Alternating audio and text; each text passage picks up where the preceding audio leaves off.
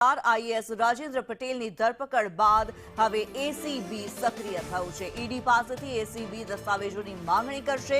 રાજકોટ એસીબીના અધિકારી ઈડી પાસે દસ્તાવેજ માંગશે।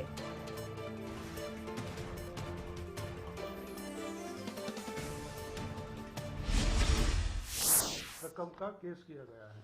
तो विभागवार अगर देखें तो सबसे ज्यादा केस किस विभाग में किए गए?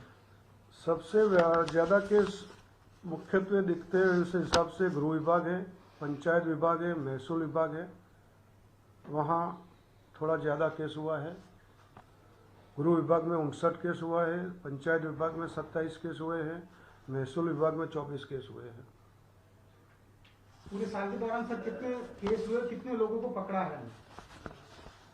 कुल मैंने बताया ऐसा 310 लोग हैं, जिसमें खानगी लोग भी आ जाते हैं, ऑफिसर्स लोग आ जाते हैं, कर्मचारी भी आ जाते हैं। उनके खिलाफ ये अलग अलग केस रजिस्टर हुए हैं, जिसमें ट्रैप आ गई, डिकोय आ गए और डीए केस भी आ गया।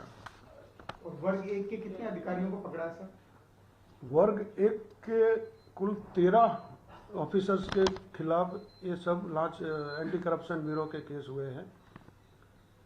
क्लास 2 के 35 ऑफिसर्स के खिलाफ एक केस हुए हैं और क्लास 3 के 134 ऑफिसर्स के खिलाफ ये सब केस हुए हैं।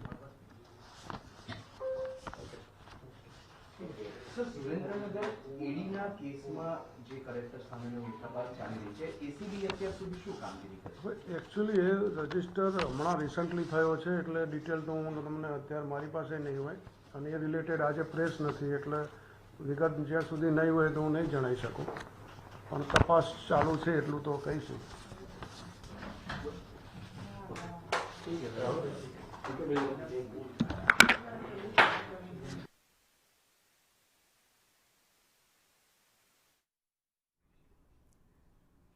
જ્યારે એસીબી દ્વારા હાલ પ્રેસ કોન્ફરન્સ કરવામાં આવી છે। જે જમીન કૌભાંડ સામે આવ્યું છે સુરેન્દ્રનગરમાં, તેને લઈને જે કાર્યવાહી કરવામાં આવી છે, ઈડીની કાર્યવાહી બાદ હવે એસીબી દ્વારા કાર્યવાહી શરૂ કરવામાં આવી છે।